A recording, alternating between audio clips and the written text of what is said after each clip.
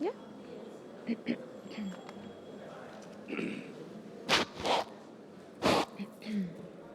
luck. Dear participants, welcome back. Hope everyone had good food and coffee. Now we're going to continue with our second session of the day, which is the future skills requirements in the age of emerging technologies. Please join me in welcoming our panelists and, of course, our moderator, Mr. Alfie Hamid, Head of Global Strategic Partnerships, Cisco NetAcad, on the stage. Good luck, everyone. Good morning. Bonjour, ça va? Assalamu alaikum. And to my fellow South Africans, Bolweni, Dubalang, Sanani Bonani. Ladies and gentlemen, through these 3 days, I've been noticing a trend from our audiences today, present here, and there seems to be this concern about AI. This concern is real. It's an unknown. However, today, when we're looking at new and emerging technologies, there's a need for us to look at how it is impacting the workplace as well as skills needs across all industries. This poses challenges to employers, workers, educators, policymakers, researchers, and other stakeholders in the digital economy. For this very reason, we brought together a perspective with an eagle eye, almost similar to the logo that we have.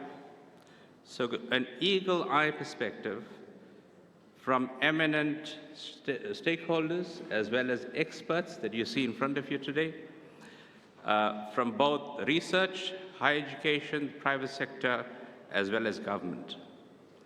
And what we're going to be looking at today is what economic sectors will be the most impacted by AI technologies, what key skills will be most influenced by AI advancements, what are concrete examples of AI technologies such as Gen AI that will shape the future of skills and jobs. We will also look at what are effective policy measures to address across all these needs and challenges. And how should governments respond to these needs and challenges? So now allow me to introduce you to our esteemed panel. On my left, immediate left, I have Dr. Stijn Brugge, who is a senior economist from OECD, and he leads the Future of Work initiative at his organization. Next to him, we have Mrs. Salma Karim, who is the head of Human and Capital Innovation at the Agency de Développement du Digital Morocco. Sorry, that is French, but my French is a bit butchered, my apologies.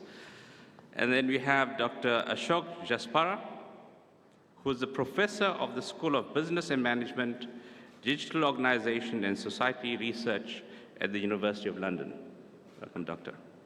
And then we have Mariam Al-Alhi, who is the Business Development Manager, Training and Certification, Emerging Markets at Amazon Web Services. To start us off and to set the stage, I invite Dr. Stijn to give us a presentation. Over to you, Dr. Stijn.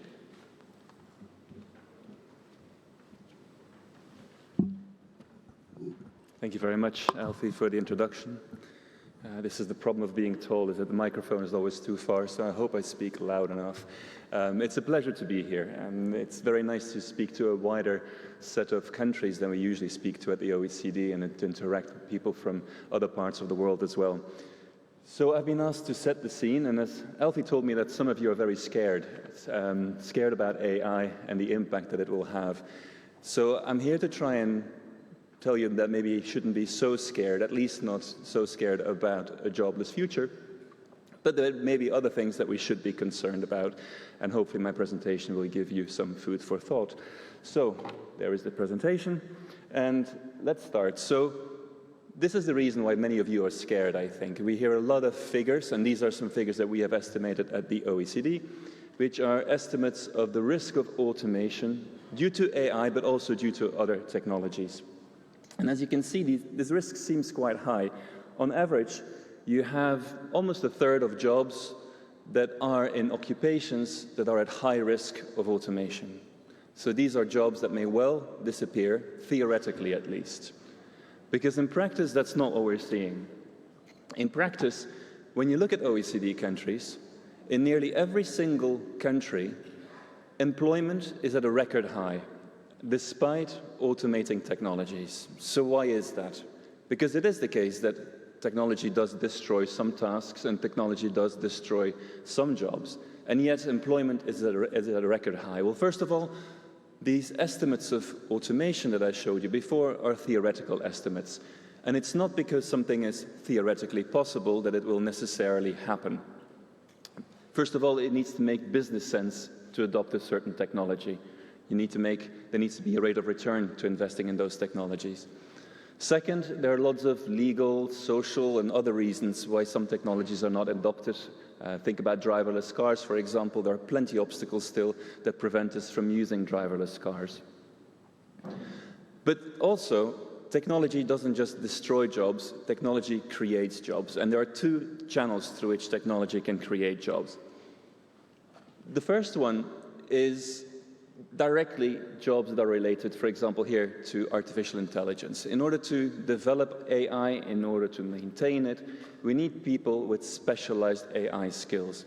And certainly when we look, for example, at these three countries, what we do here is we look at the vacancies that employers have posted over the last decade or so. And as you can see, there's been a tremendous increase in demand for people with AI skills, so people who can develop and maintain AI technologies. A very fast increase. So these are new jobs, jobs that didn't really exist before. But if you look at the scale of this graph, you'll notice that this is a very small share of overall vacancies. We're talking about 0.6% of vacancies of jobs overall. So yes, we're creating new jobs as AI specialists, but that's not going to solve an employment problem. I think the main channel through which AI creates jobs is an indirect way. What we've done here in this graph is we have, on the one hand, so at the bottom you see, we have mapped exposure to AI, so occupations. The further you are from me, the more exposed you're likely to be to artificial intelligence in your job. And on the vertical axis, I show you the change in employment over the last 10 years or so. And what do you see? You don't see a negative relationship. It's not that the more exposed you are to AI, the less job growth you see. You see the opposite. Occupations more exposed to AI see more job growth. And also what you see is that the occupations that see most job growth, the occupations that are most exposed to AI, tend to be high-skilled occupations. So we see growth in those occupations. Why is that? Likely there's a productivity effect. AI makes these workers more productive, and by making workers more productive, they produce goods and services that are cheaper, higher quality, so you increase the demand for these goods and services, and under the right circumstances, that also increases demand for the workers in these occupations. But also, these high-skilled occupations that are most exposed to AI, one of the reasons that their jobs are not being automated is because the workers in these occupations have many skills that cannot be automated yet, which we call bottleneck skills. So, yes, some of their tasks will be automated, some of their skills will become redundant, but they have so many other skills that they can use more of to apply to other tasks in their jobs. And that's why, despite being exposed to AI more than other workers, they don't risk automation by AI as much. Whereas if you look at low-educated workers, what I show you here is the black bars are the change in employment for low-educated workers, the middle bars are a change in employment for middle-educated workers, and the green bars are change in employment for high-educated workers. And what you see in many OECD countries is a decline in jobs for low-educated workers and an increase in jobs for high-educated workers. Now, in a way, this is good news because we are creating better jobs. But that's only good news if we make sure that our education systems keep pace with this change. In most OECD countries, at least, that has been the case. There's been tremendous progress in educational attainment, and so even though there's fewer jobs for low-educated workers, we also have fewer low-educated workers. But there's something more interesting happening underneath the surface, also for high-skilled workers. I want you to focus on the left side, on the left graph first. So what we do here is we look at jobs that are highly exposed to AI. And this is based on vacancies that employers post, and we look at the kind of skills that are demanded in jobs that are highly exposed to AI. In those jobs, there's very high demand for digital skills, social and emotional skills, and also business and management skills. And overall, when we look at all vacancies, we still see an increase in demand for those types of skills. But then we do something very interesting in the right-hand graph. We look at workplaces that have been most exposed to AI. And in those workplaces, we see a small decline in demand for certain skills, for these exact skills that I just talked about. Digital skills, interestingly, but also especially business and management skills. So before you start panicking, let me try and explain what this means.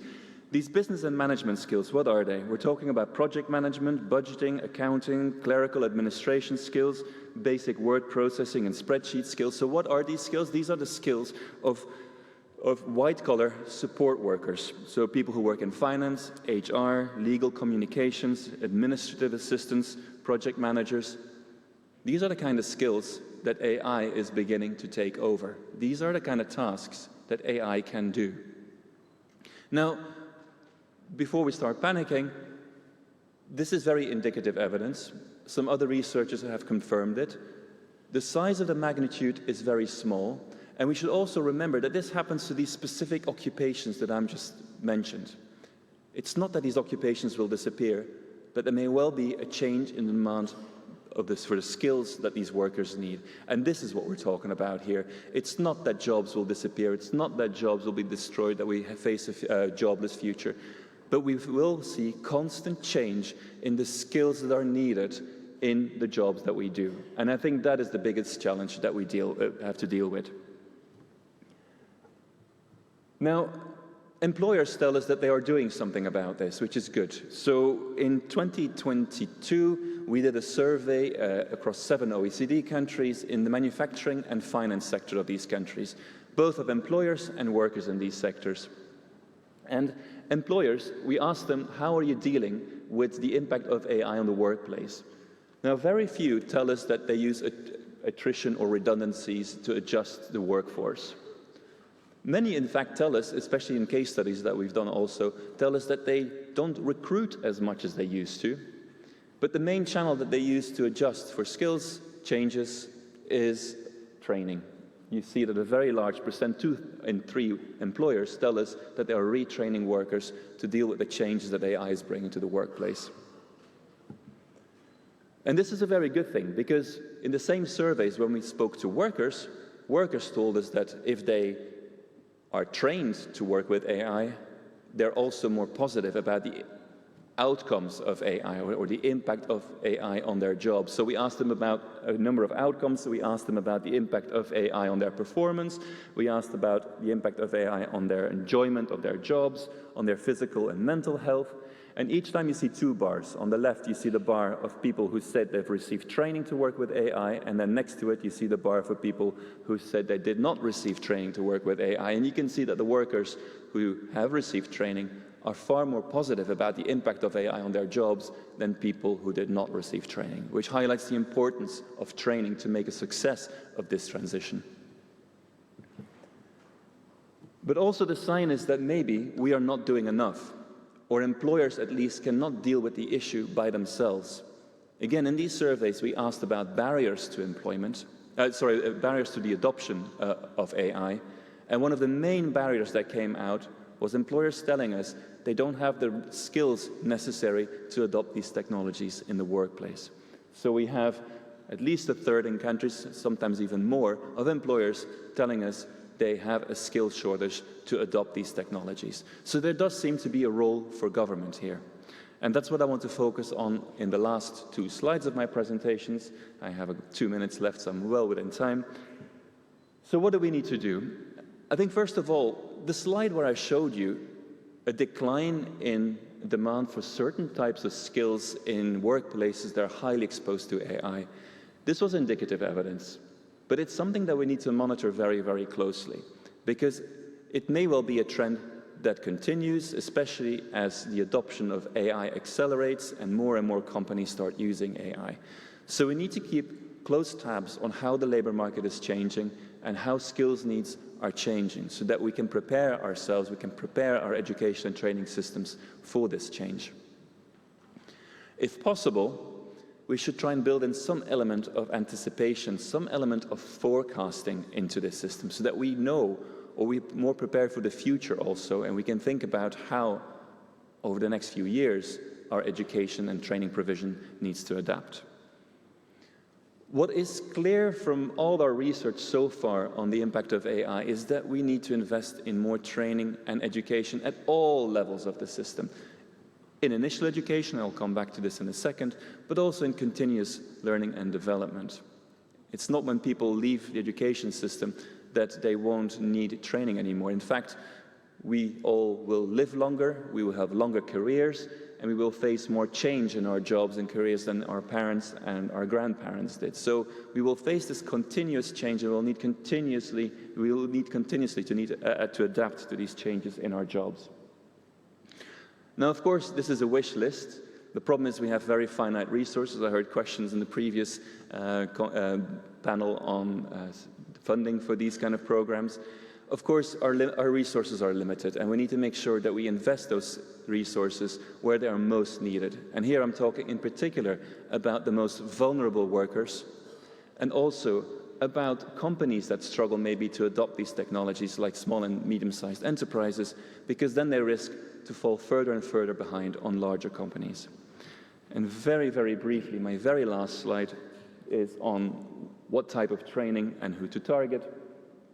I think this is a little bit complicated because, on the one hand, we will need specialized skills. We will need skills to develop, to maintain AI. But I think, in general, the market seems to respond quite well to this demand for skills. At least this is what we're seeing so far in OECD countries, that the market mechanism works quite well in developing these high-level skills. But we also need to develop a general knowledge of AI, which I think we can refer to as AI literacy, because I think one of the biggest risks, which we didn't talk about here today, is about how AI is used in the workplace and the impact it has, say, on worker privacy, the impact that automated decision-making and algorithmic management have on workers' rights. I think this is one of the biggest risks, and we need to make sure that managers, workers, understand what these technologies are, what they can and what they cannot do. And finally, I already mentioned the issue of targeting on the most vulnerable workers, because it's simply a question of equity, but also making sure that these workers don't fall behind. But also, of course, the high-skilled workers are also needed for productivity. So I think there's a dual approach that is required here. So I think I've come to the end of my presentation here, and I very much look forward to the next presentations and the discussion. Thank you very much.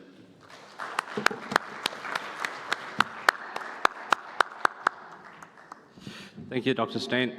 Really appreciate your setting the tone, setting the scenes, and this a quick word, some few synopsis of what you said is that 1/3 of the workforce basically is at risk. And tech creates jobs, it does not take away, it creates and enhances jobs. So I hope it has taken away that concern that we tend to have, as well as occupations more exposed tend to have higher growth. Importantly, there's a need for employers, and employers are doing that. They are doing retraining. I, for example, can tell you that myself being at Cisco, we were very concerned about AI, and the company had literally blocked in 2 months, one after the other, a whole day where every single employee had to go on AI training. And today, if you ask anyone at our company, we are very comfortable with AI. So it's something that needs to happen. That awareness of what AI is and how to use it needs to happen all over. And there's a need for close monitoring. Training has to go on, and there's an appeal for an AI literacy course. And I think the good news for all of you is there are several AI literacy courses out there. You just need to go onto the web, search for it. It doesn't take that long. Maximum, it'll take you about 2 hours, 3 hours to learn the basics of what AI is. And now, we already have Ashok here. Dr. Ashok Jaspara is going to take us through something else that's going to help settle our minds. He's going to take us through the types of AI technologies, in particular looking at Gen AI, ChatGPT or Gemini, that have significant impact on the future of tasks and skills. And then he'll also look at the role of higher education and how that is preparing the workforce for automation, especially in developing countries. Dr. Ashok, over to you. Thank you, Alfie. Let me just start by saying what a joy it has been for me just to be here over the last 3 days. It's been fantastic just getting that time to have a chat with so many of you, either individually or around the lunch table. It's been really inspiring, and I hope we can stay in touch after this forum. I'm going to provide the university perspective, what's happening in higher education. And it was lovely that Mindell from UN University was sharing some of the similar thoughts that we have at London University. So first of all, these are some of the things I'm going to go through. Oops, I'm hoping I can get this to work. Ooh. Nothing's happening. Oh, am I doing something wrong?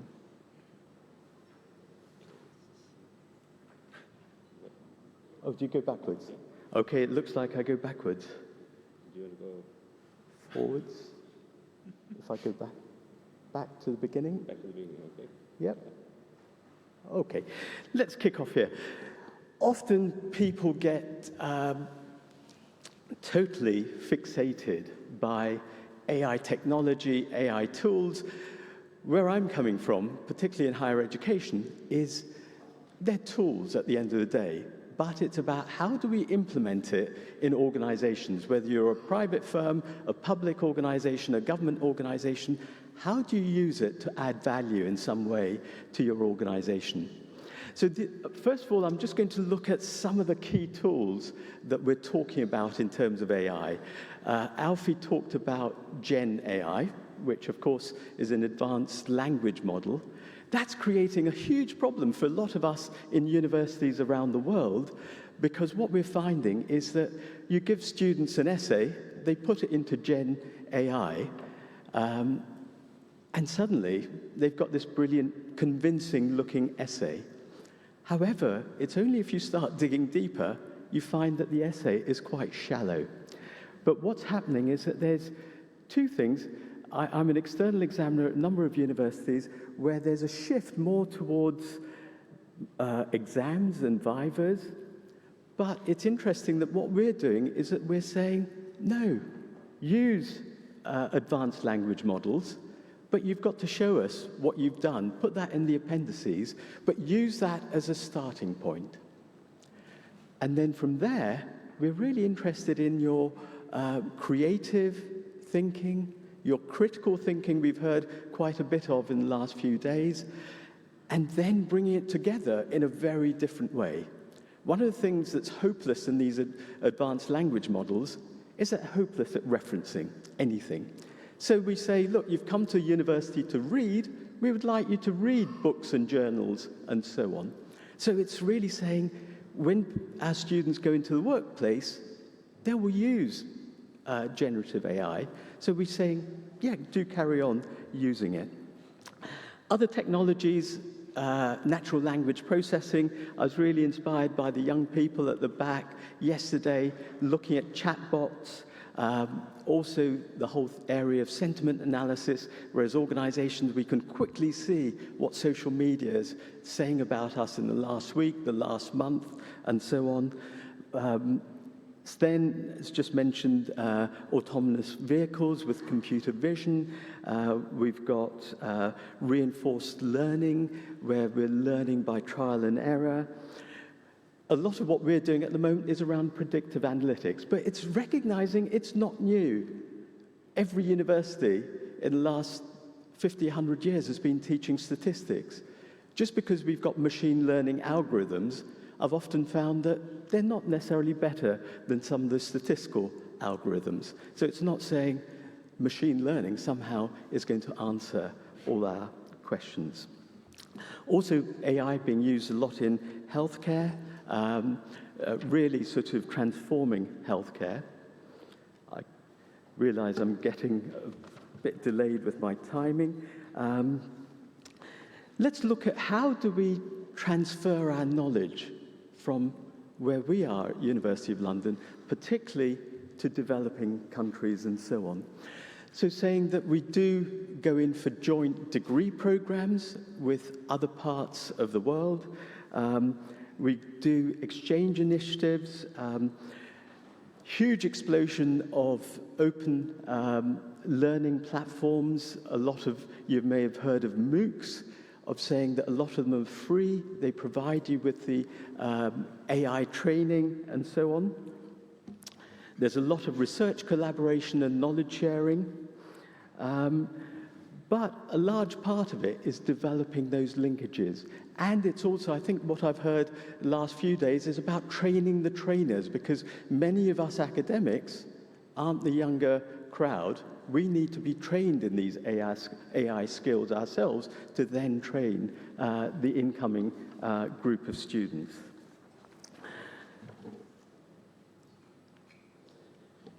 So knowledge transfer, yes, we've been involved with a lot of faculty training. We get involved with providing technology, infrastructure support, a lot of scholarships.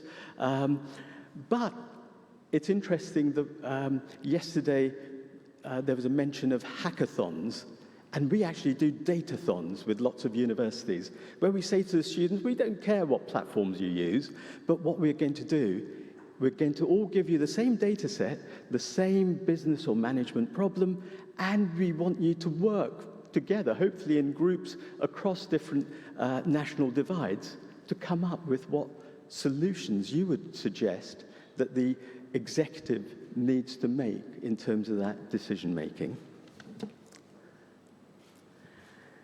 Future trends, it's all moving towards personalized learning experiences. So it's recognizing, some of you will have heard of people like Honey and Mumford and learning styles, that we're all individuals, we learn in different ways. So it's really saying, can we use AI in the way of helping different ones of us that learn in very, very different ways to others?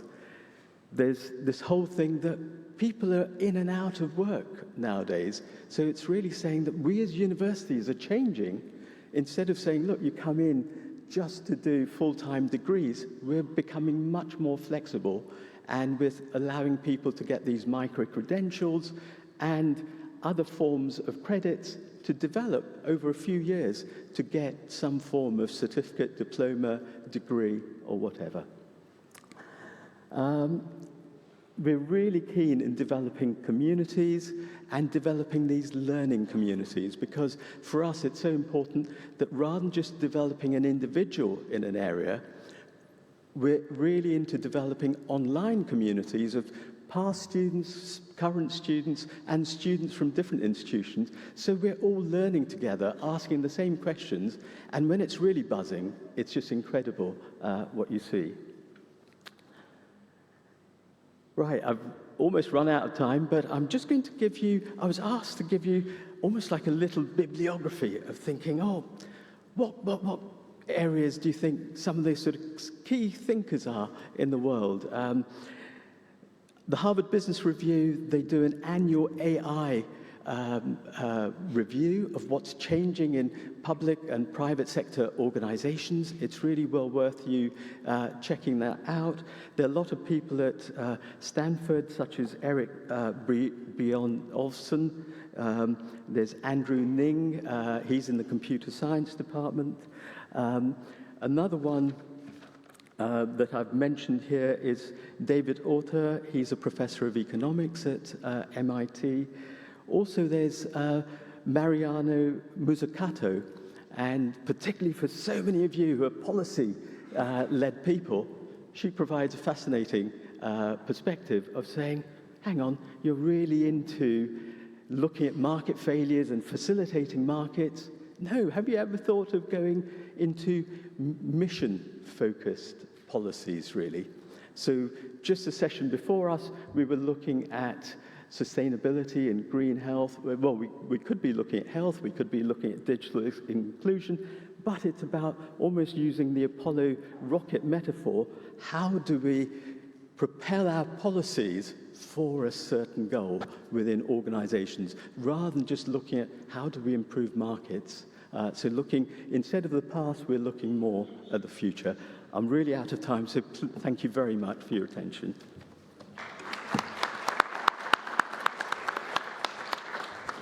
Thank you, Dr. Ashok. And once again, you can see that Dr. Ashok has tied in with what Dr. Stein has covered.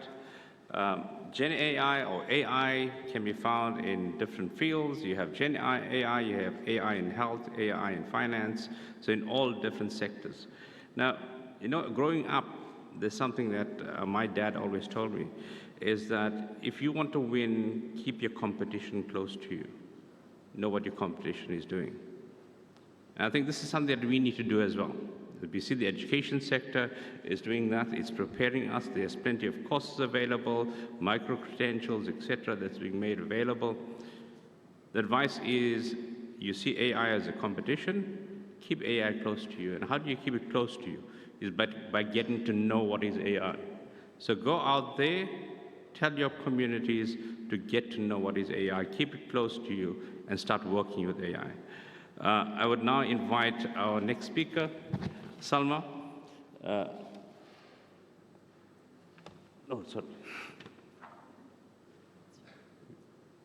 We have Mariam Ali. Mariam Ali from Amazon. Over to you. Thank you, Alfie. Good afternoon and good morning, everyone.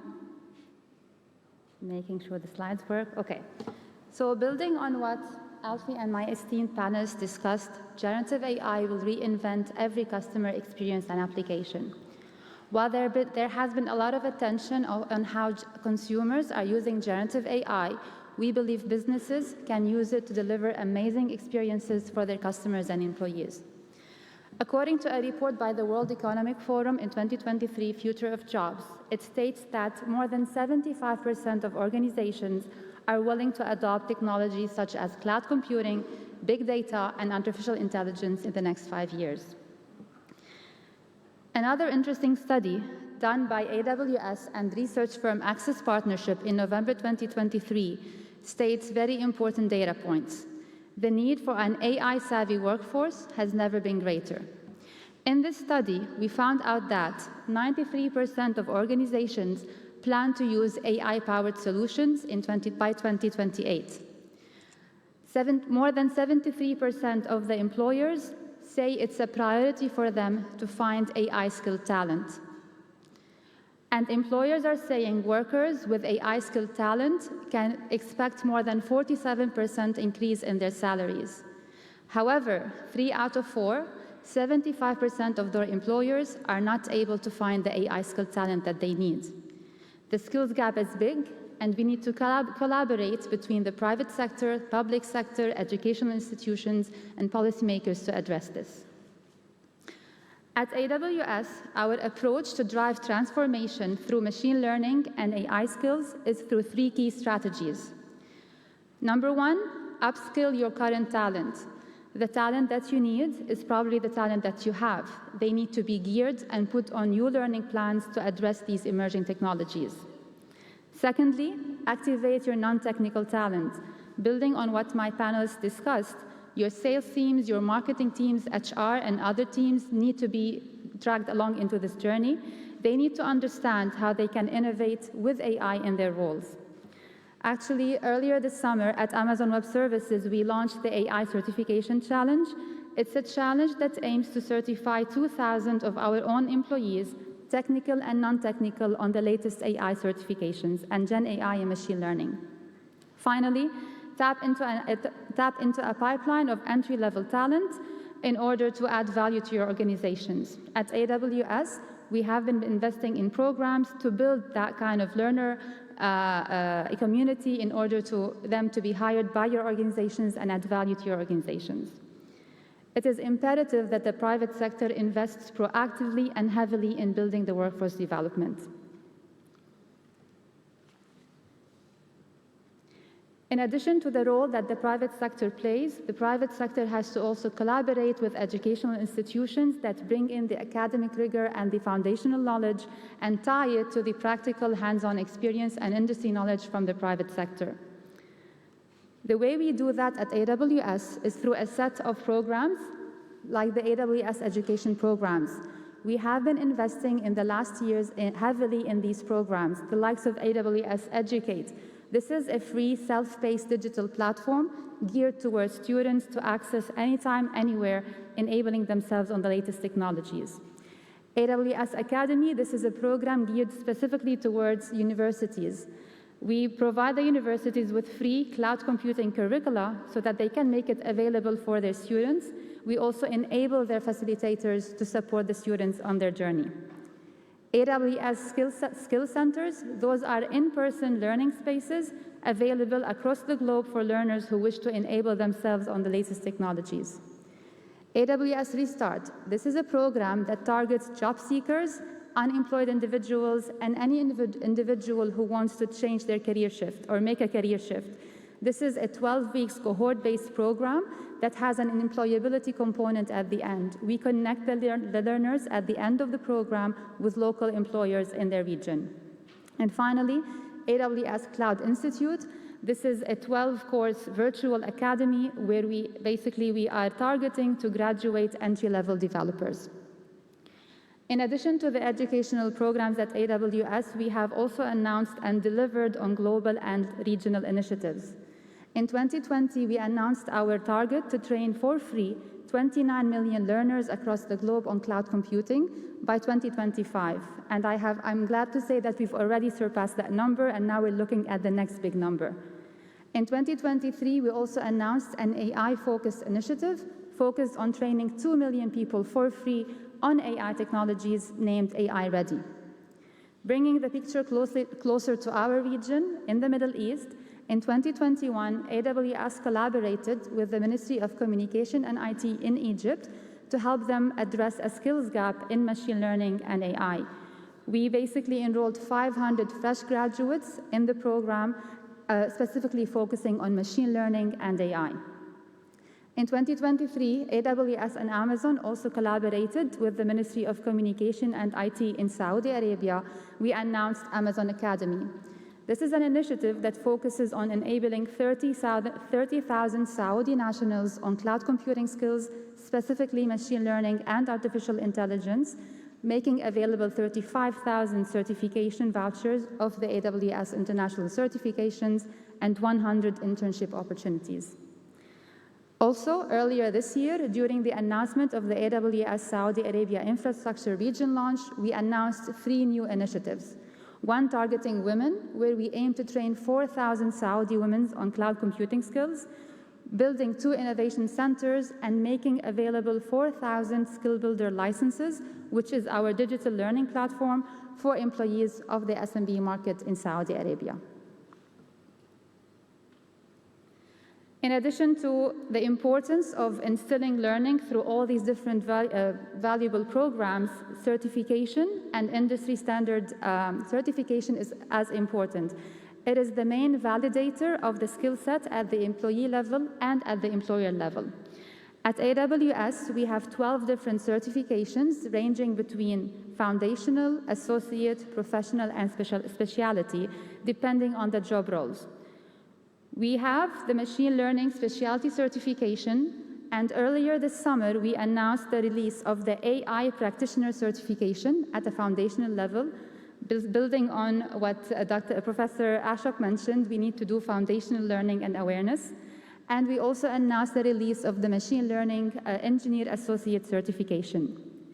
Together, we have 3 certifications at Amazon Web Services, which targets the machine learning, the artificial intelligence, and the Gen AI emerging technologies, each at a different level, catering for the, let's say, the profile and the prerequisites of the learners who wish to embark on this journey. With this, I want to basically wrap up by summarizing. The rapid evolution of emerging technologies is massive. It's going to bring massive opportunities, but of course, it's bringing its own challenges. In order to address this challenge of the skills gap, private sector has to proactively invest in building the workforce internally and externally, and they need to collaborate with educational institutions to address that.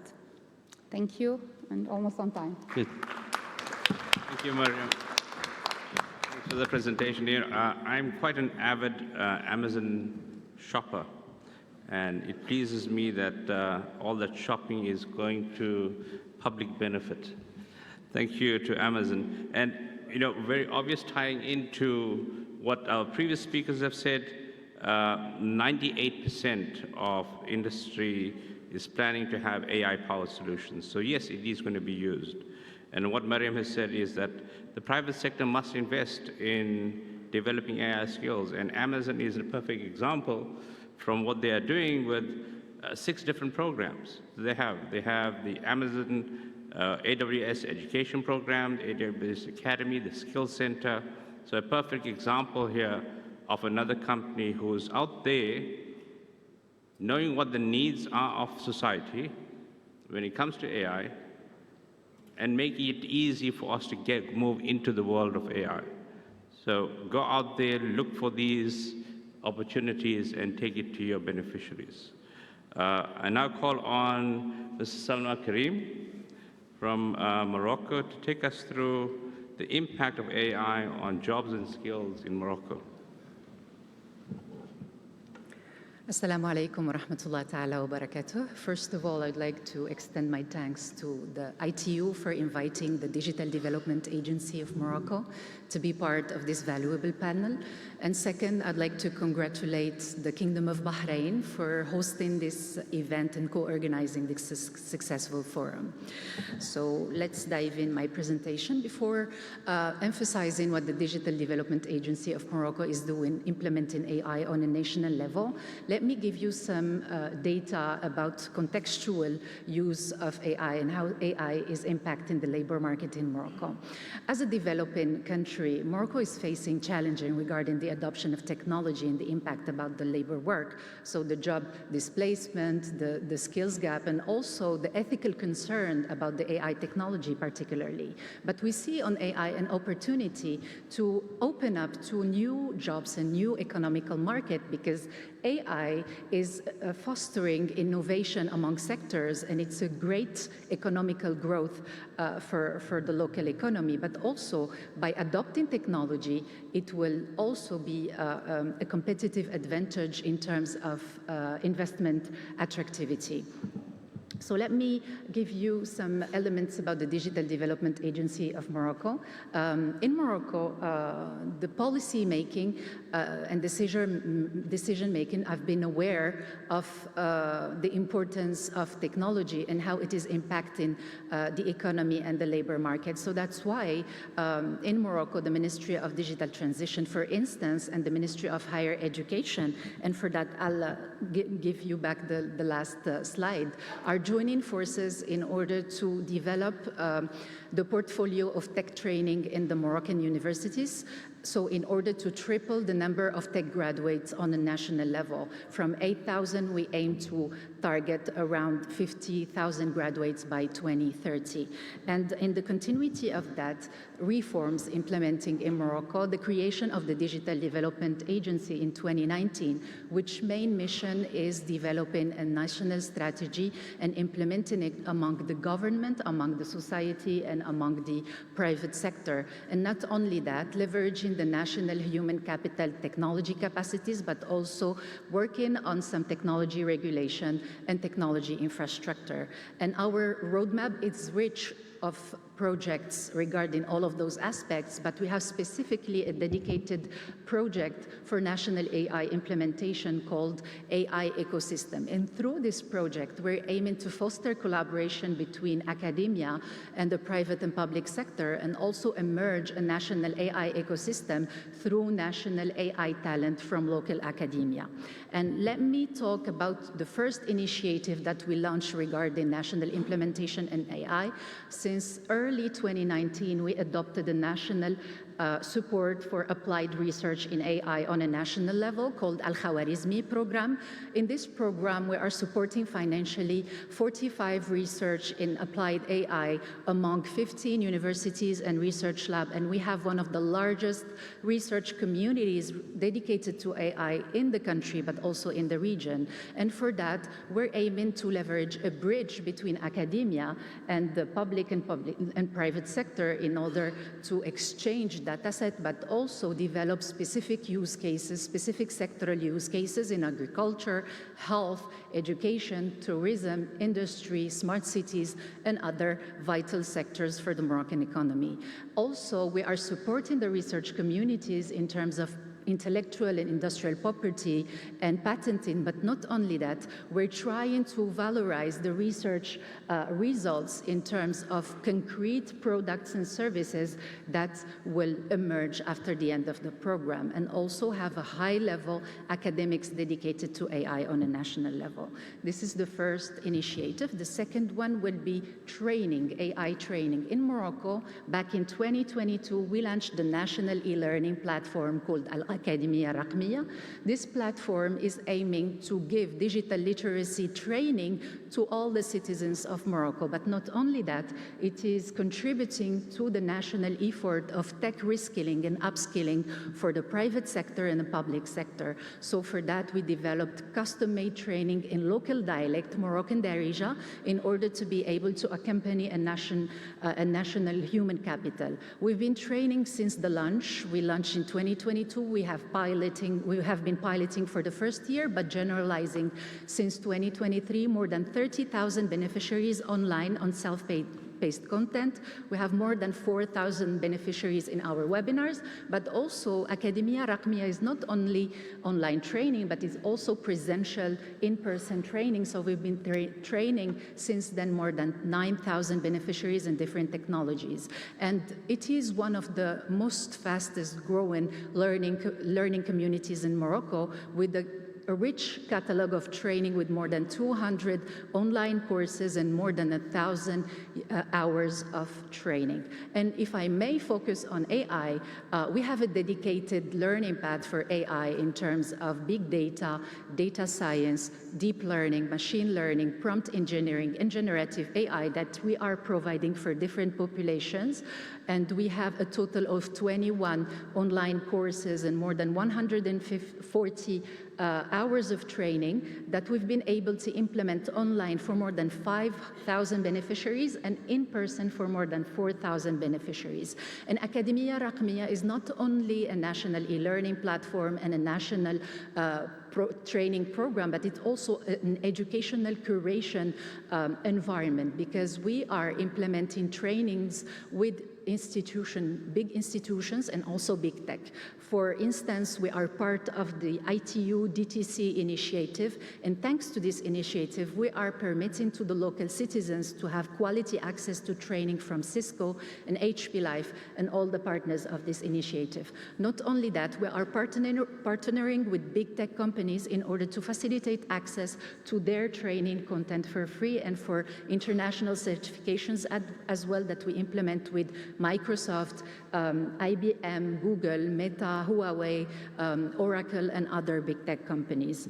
And the third initiative will be implementing ethical AI. Since 2022, Morocco officially adopted UNESCO guidelines in terms of ethical use of AI, and we since then implemented a National Commission for Ethical AI. The main role of this commission is to establish a national AI ethic and responsible AI framework in Morocco, but also disseminated among the public and private sector, and educate and raise awareness among the citizen about the responsible and ethical use of AI, and foster collaboration between in a regional, local, and international level regarding this matter. It is important to emphasize that recently with UNESCO, there was a very important report that was released this year and is available online, is the AI Readiness Assessment report for the Kingdom of Morocco. It will give you a concrete picture about the technical development of Morocco in this field. So if I might sum up about the use case of Morocco, if I might give you some return on experience, I would emphasize what my colleagues said, is that investing in human capital is key, developing lifelong learning, developing technology skills and AI skills, but not only that. AI is an emerging technology. It is raising a lot of questions regarding bias, regarding responsibility, regarding explainability of the algorithm and the technology, but also data privacy and cybersecurity. Those are concerns that we need to address on a local level via ethical and responsible frameworks. And for developing AI use cases, we need to join forces between academia, private sector, and public sector to foster innovation and research through local solutions to local development problems and have a real vision for sectoral development use cases of AI. So this is my presentation. I hope it was useful, and thank you for your kind attention.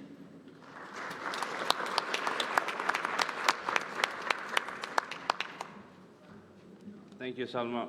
And just to give a synopsis of what Salma covered, ADD, and here's an agency, and maybe this is a plan for most developing countries, with Morocco being also a developing country, has established an agency that focuses on digital skills development. And that's a great idea. Why?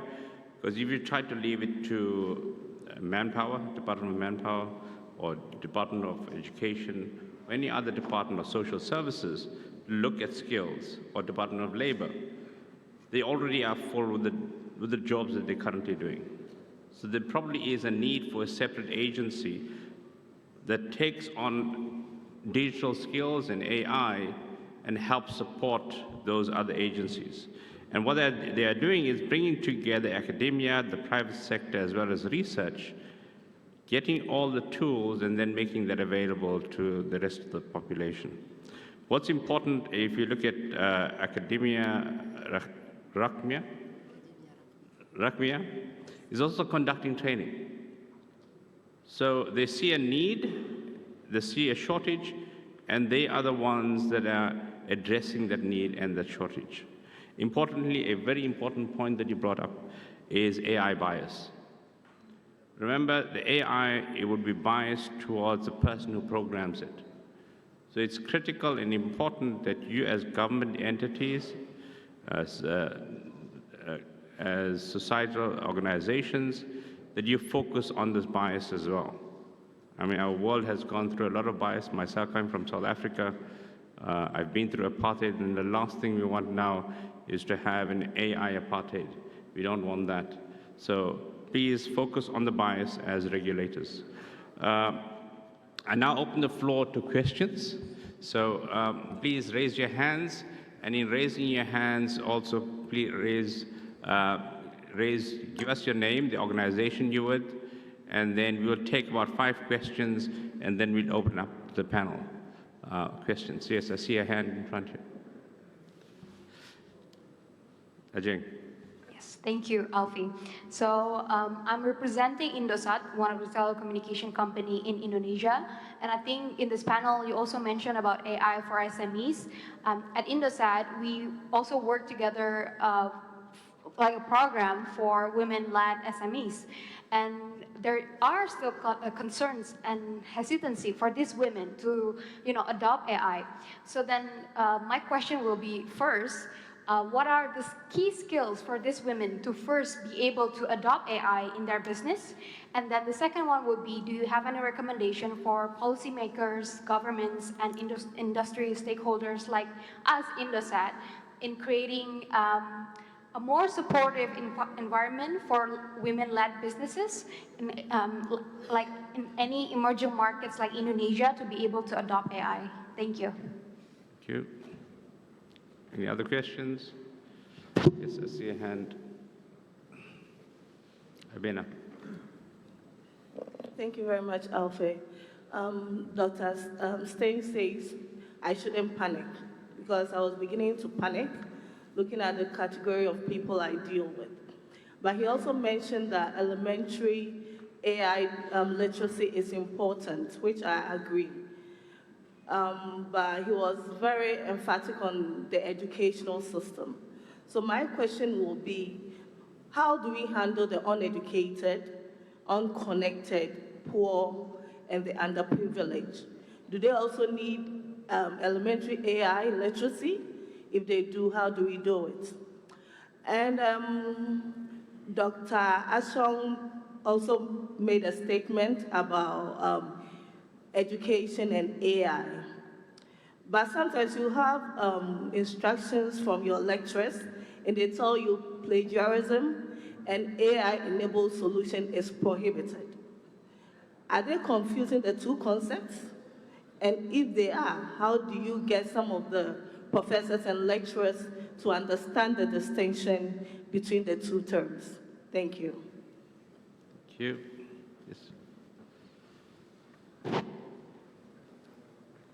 Hi, my name is Tamara Nazal from TRC Jordan. As a regulator, I have a question for you. What strategies can government bodies adopt to effectively integrate AI technologies into their operations while ensuring transparency, accountability, and public trust in the decision-making processes driven by these innovations? Thank you. Okay, so we've got one question right in the back. Hi, thank you, Zinat from DCO, and just to the doctor from OECD. Love the presentation. I think you've probably given me most information from the last 3 days, so thank you so much.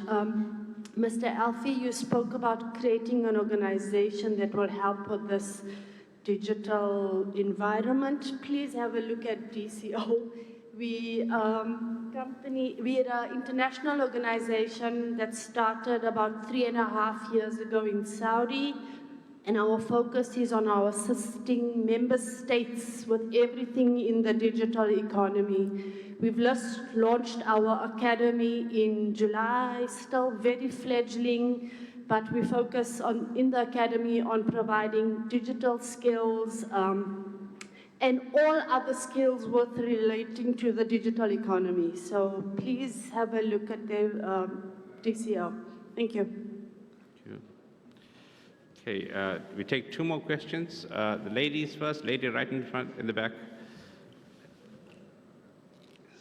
Thank you very much. My name is Catherine from the Open University of Tanzania. My question goes to Professor Ashok. Myself, I am an academician working at the university, and from your presentation, it is absolutely clear that for academicians, for lecturers, it is a constant race going along with AI. As Mr. Alfie said, we should keep our enemy close. So it is a constant race on how academicians, maybe we should not strive to be on top of AI, but maybe go along with it, as you have mentioned, steering up critical thinking skills for students and so on. So my question now is, maybe you can share some experience from your side and also from maybe the work you have done with other universities. How can universities, how can academicians also individually try to keep up with that pace? Thank you. Okay. The gentleman in front. I am Ashi Kapoor from Ministry of Communications, India. My question is regarding the importance of open source AI tools in the overall ecosystem of the digital skills training program. Thank you. Panel. Shall I try and kick off? Yep. Can you hear me? Yep. Okay. I'm going to try and take them in order. It's like there was a young lady here who asked about, she's working with women and how do we go about teaching students. Now, the biggest tool that we use in business schools around the world are case studies. Yeah? where we actually provide a narrative in terms of a decision maker who needs to make a decision and all the context behind what's going on in the organization and what should they do tomorrow morning. And in the old days, you'd just be given 5 or 10 years of financial accounts of the company and so on. Now with the AI, we can have data sets. So we can have small data sets, or also, as Mariam, we actually use AWS, and we can have larger data sets and say to the students, right, we want you to go away and actually analyze that data, yep, in all the various, because first you've got to clean it and you've got to do all sorts of things before you can do anything really interesting and exciting. But it's saying that we need to be careful that machine learning and AI is be-all and end-all, because at the end of the day, it's about solving organizational and societal problems where you've got various data sets. But apart from that, it's also about change management. It's about sort of saying, yes, you've got this fantastic model that you've developed in terms of predictive analytics, but how are you going to champion it in your own organization to then bring about change? Yeah? Because the modeling and the data visualization and the cloud computing is one thing. Yeah, we can provide that. That's just technical knowledge. But for example, AI has no emotional intelligence, really. We as human beings have it. And that's why I was really glad Sten talking about the need for those social skills and emotional skills, etc., because saying that we just don't get that from AI. Moving to a lady over there who was talking about something that, of course, affected me a lot on the first day, was the lady from the ILO who was talking about how do you connect with a person who's uneducated, unskilled, uninsured, and whatever. That's quite a difficult thing. One of the things we have in the UK is the group that we find hardest to get into higher education are actually white working class boys. Yep. So it's not black and ethnic minority students or whatever, it's white working class boys from a very poor background. And I think there's a lot of work governments can do in terms of that whole area. Someone asked about government strategies. What can we do as governments and so on? I think at the moment I'm an external examiner at University of Nottingham, where they have an apprentice program. A lot of people have been talking about apprenticeships. In the UK, we say, yep, apprenticeships are great because it links students to employers, but it's within a framework.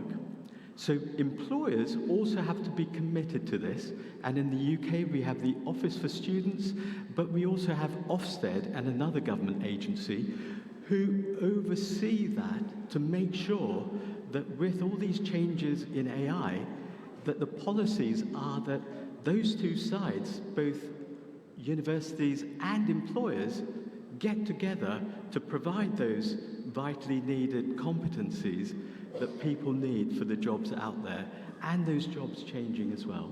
Anyway, I've said enough. I'll pass it on to my colleagues here. Someone, maybe you want to talk about how to help the uneducated, unconnected. How have we done that in Morocco? Yes. I'll be trying to address some of the questions. For the recommendation on an institutional level and how we do it on a national level, I think I would sum up, I will give a return on Moroccan experience, for instance, Al-Khawarizmi program. In order to select the 45 research projects that we are supporting, we did involve all of the ministerial department. For instance, the Ministry of Health did assess all of the healthcare projects that we have in submission process, and as well as the Ministry of Tourism, the Ministry of Interior, etc. So we made sure during the Al-Khawarizmi program that all those use cases we are developing, first of all, we have the sponsorship of the government in order to provide the necessary data sets to develop the solutions, and second, that those programs are in coherence with the national strategies regarding a certain sector, for instance, tourism, for instance, education. So AI is not a separate asset of the government, but it needs to be built in the sectoral strategies we already have. So this is how we do it in Morocco.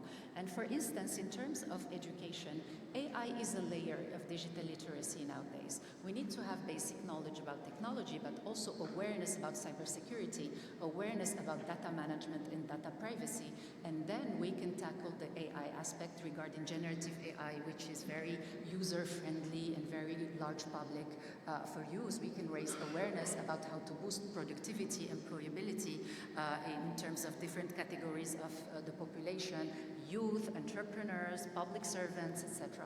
So those are my main recommendations as per the questions that were asked. Thanks, Salma. And then, Mariam, on the issue of, given the academies that you'll have, several academies, how do we address the question on key skills for women? And what are some of the recommendations for governments to training? Yes, actually, I wanted to address the point around women in SMBs, so, and it's twofold. Building on what Dr. Ashok mentioned, working on use cases. So at AWS, we have various use cases across different industries for the SMB segment, which can showcase how can this technology support you for your business outcomes. So we make sure that this is something business decision makers, the women of those SMBs are aware of. But then also when we talk about enablement and training, we have dedicated courses that are directed towards decision makers. In addition, for the technical staff that we address, some content is geared towards that profile so that they can understand the business impact of leveraging such a technology. So the use cases across all the industries, and then the dedicated training for the decision maker at the SMB level. Thanks, Mariam. And our keynote. First of all, thank you for what I thought was an excellent set of questions. It's really nice to hear such questions from the audience. And I just want to respond very briefly to 3 questions in particular. On women, I think we've already heard a lot of very interesting answers. One thing that we find is that the impact of AI on men and women is very different. It's not a story of bad, good. I think they will be affected in very different ways. One thing that we notice is that men tend to be in occupations and jobs that are more at risk of AI. But what we see with women is that women are less well positioned to grab some of the opportunities that AI will bring. And that's partly because they don't have the skills, science skills, etc. When I presented that graph of the AI workforce growing very rapidly in a number of countries, that's almost exclusively male, that workforce. So women are in a very badly positioned to grab some of the opportunities that AI will bring. And so I think it's very important that we invest in the skills of women. On the question of vulnerable people, lesser educated, poor, I think this is a really important question because I think it's those people who are most vulnerable. And so yes, absolutely, I think we need to target these people because there are many risks of AI. If people don't understand how AI works and what the risks are of AI, what the limitations are of AI, they're more likely to fall victim to some of these negative impacts of AI. How you do that, I'm not an expert on that, but I do think it's incredibly important that especially that layer of the population is given the skills to understand AI and interact with it. And finally, a very good question about trustworthiness in public decision-making.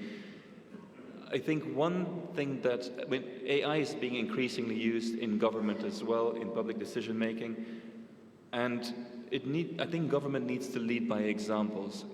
More and more countries are bringing in or adhering to principles around the use of AI, and transparency around these principles, transparency around the use of AI is very important. Educating civil servants, etc., about AI is also very important, making sure that the people who use AI in government understand how they can use AI.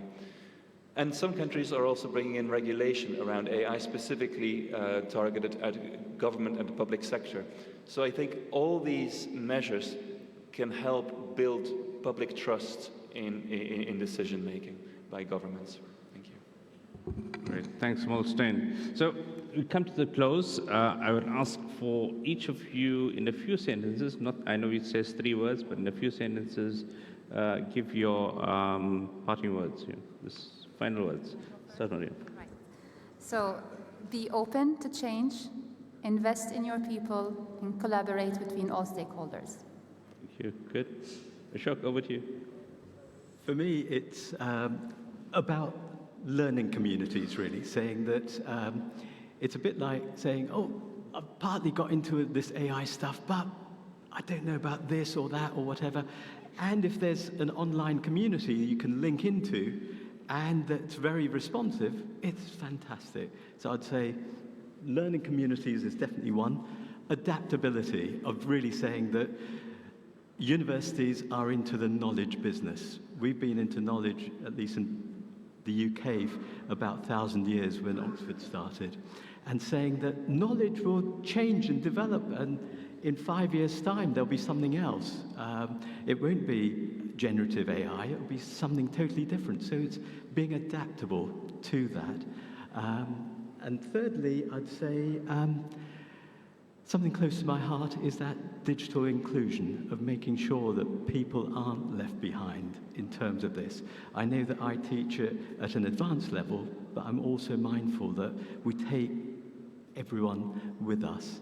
And the most important thing that I tell my students is we're going to have fun doing it. Thanks, Ashok. Salma? Yeah, from my perspective, I would talk about trust. We need trust among the government, the citizen, the private sector, and all the actors of the technology landscape, and then education and fostering innovation and collaboration, and then use cases to tackle local development issues with new perspective technology solutions made by the local communities. Excellent, great. Thanks, Salma. Stain. So I think that a lot of the fear that exists around AI is because people think it's something that's inevitable, that will happen to us, and we need to suffer it. And so I think it's the wrong question to ask what AI will do to us. I think the right question to ask is what we want AI to do for us. And so it's really about decisions that we make, informed decisions that we make about how we want to use AI, what we want to use it for. And I think if we manage that, then we will make a success of AI. Excellent, great. Thanks for that, Stain.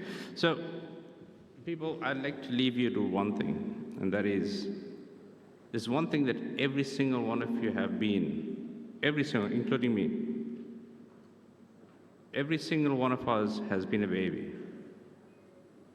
Anyone disagrees? Anyone here hasn't been a baby? No, every single one of us has been a baby. And how have we grown? We've grown with adapting. So adaptability is critical. And we have it in us. Each one of us has that in us to adapt. We have the skill to adapt. AI is coming along. Let's use that adaptable skill and adopt AI and continue in a prosperous world. Thank you all.